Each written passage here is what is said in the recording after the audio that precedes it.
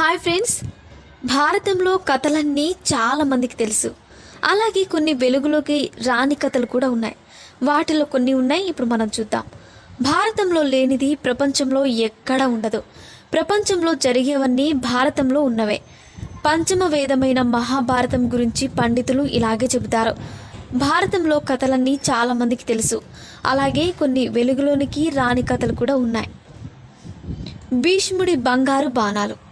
భీష్ముడు, ద్రోణాచార్యుడు వంటి వీరాది వీరులు కౌరవుల వైపు పోరాడుతున్న దుర్యోధనునికి గెలుపుపై ధీమా లేదు. ఒక రాత్రి భీష్ముడు దగ్గరికి వెళ్ళి, మీరు పాండవ పుత్రుల మీద ప్రేమతో యుద్ధం సరిగ్గా చేయడం లేదంటూ నిందిస్తాడు. దాంతో కోపోద్రేక్తుడైన భీష్ముడు 5 బంగారు బాణాలను పట్టుకొని మంత్రం జపిస్తాడు. ఆ 5 బాణాలతో పంచపాండవుల్ని వధిస్తానని ప్రతిజ్ఞ చేస్తాడు. దుర్యోధనుడు ఆ 5 బాణాలను ఆ రాత్రికి తన దగ్గర ఉంచుకుంటానని, ఉదయాన యుద్ధ సమయానికి ఇస్తానని చెప్పి తీసుకెళ్ళిపోతాడు. పాండవులు జూదంలో ఓడి అరణ్యవాసం చేస్తున్నప్పుడు ఒకసారి అదే అటవీ ప్రదేశానికి దుర్యోధనుడు వస్తాడు. ఒక చెరువుకి చెరువుపక్క పాండవులు, దుర్యోధనుడు టెంట్లు వేసుకొని ఉంటారు. ఆ చెరువులో గంధర్వులు నివాసం ఉంటుంటారు.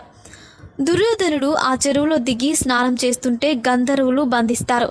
అర్జునుడు వారి నుంచి దుర్యోధనుని రక్షిస్తాడు. అతను కాపాడినందుకు దుర్యోధనుడు అర్జున్ని ఏదైనా వరం కోరుకోమంటాడు. అవసరం వచ్చినప్పుడు అడుగుతానని చెబుతాడు అర్జునుడు.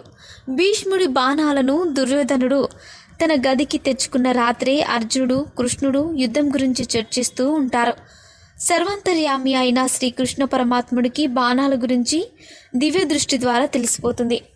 అర్జునితో ఒకప్పుడు దుర్యోధనుడు నీకిస్తామన్న వరాన్ని కోరుకునే సమయం వచ్చిందని చెబుతాడు. బంగారు బాణాల్ని అడిగి రమ్మని దుర్యోధనుడి దగ్గరికి పంపిస్తాడు. క్షత్రియుడిగా దుర్యోధనుడు ఇచ్చిన మాటని నిలబెట్టుకొని బాణాల్ని ఇచ్చేస్తాడు. తిరిగి భీష్ముని దగ్గరికి వెళ్ళి మళ్ళీ మంత్రిచ్చిన బాణాల్ని ఇమ్మని కోరుతాడు. అసాధ్యమని చెబుతాడు భీష్ముడు. పాండవుల్లో వీరుడు అర్జునుడే కావచ్చు, కానీ విజ్ఞానవంతుడు సహదేవుడు. ఆ తెలివితేటలు తండ్రి పాండురాజు నుంచి వచ్చాయి. పాండురాజుకి భూత, భవిష్యత్, వర్తమాన కాలాల్లో ఏం జరుగుతుందో ముందే తెలిసిపోతుంది. పాండురాజు మరణానికి చేరువగా ఉన్నప్పుడు కొడుకులను పిలిచి తన మెదడుని సమభాగాలుగా చేసుకుని తినమంటాడు. కేవలం సహదేవుడు మాత్రమే ముందుకు వచ్చి ఆ మెదడును తింటాడు. పాండురాజుకున్న శక్తులన్నీ సహదేవుడికి వచ్చేస్తాయి. జ్యోతిష్యంలో కూడా దిట్ట. అతనికి భవిష్యత్తులో జరిగే కురుక్షేత్ర యుద్ధం గురించి ముందు తెలుసు. ఆయన ఏమి ఎరుగనట్టే ఉన్నాడు. శకునికి సహదేవుడి శక్తుల గురించి తెలుసు. అందుకే దుర్యోధనుని కురుక్షేత్ర యుద్ధానికి ముహూర్తం పెట్టించుకోమని సహదేవుడి దగ్గరికే పంపుతాడు. దుర్యోధనుడే తన మొదటి శత్రువు అన్న సంగతి తెలిసి కూడా నిజాయితీగా మంచి ముహూర్తాన్ని నిర్ణయిస్తాడు. తండ్రి విజయాన్ని కోరుతూ తాను కాళీమాతకి బలిచ్చుకున్నాడు ఇరవణుడు.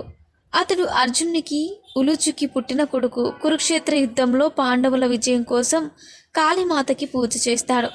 తనను తాను ఆత్మ సంతర్పణ ఇచ్చుకునే ముందు పెళ్లి చేసుకోవాలని అనుకుంటాడు. భర్త చనిపోతాడని తెలిసి ఏ అమ్మాయి పెళ్లికి ముందుకొస్తుంది? అందుకే కృష్ణుడు మోహిని అవతారాన్ని అమ్మాయిలా మార్చి అతనితో పెళ్లి చేస్తాడు.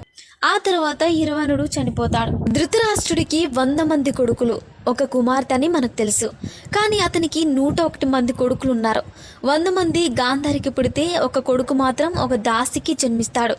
గాంధారి గర్భవతి అని తెలిసాక ధృతరాష్ట్రుడికి సేవలు చేసేందుకు సౌవాలి అనే దాసిని నియమిస్తారు. అందమైన ఆ దాసిని చూసి మోహిస్తాడు ఆ రాజు. ఆ ఇద్దరికి పుట్టినవాడే యూయుత్స్. 5000 ఏళ్ల క్రితం జరిగిన కురుక్షేత్ర సమరంలో అందరు రాజులు పాండవుల వైపు, కౌరవుల వైపు పోరాడారు. కానీ ఉడిపి రాజు మాత్రం ఎటు మద్దతు తెలపకుండా తటస్థంగా ఉండిపోతాడు. అతడు కృష్ణునితో యుద్ధం పాల్గొన్న వారికి రోజు ఆహార పానీయాలు అవసరం, వాటన్నింటినీ నేను అమరుస్తానని చెబుతాడు. అలా 18 రోజుల పాటు ఇరువైపులా సైనికుల భోజనాలను తానే ఏర్పాటు చేశాడు. అంతేకాదు ఎప్పుడూ ఒక్క మెతుకు కూడా వృధా అవ్వకుండా చూసుకునేవాడు. అదెలా సాధ్యమైందో ఎవ్వరికీ అర్థమయ్యేది కాదు. రోజు 100 మంది సైనికులు చనిపోతుండేవారు. ఆ లెక్క సరిగ్గా ఎవ్వరికీ తెలియదు. అలాంటిది ఉడిపిరాజు మాత్రం ఎంతమంది సైనికులు బతుకున్నారో వారికి సరిపోయేట్టుగానే ఆహారం వండించేవాడు. మరిన్ని ఇంట్రెస్టింగ్ అప్డేట్స్ కోసం మా ఛానల్ని సబ్స్క్రైబ్ చేసుకోండి.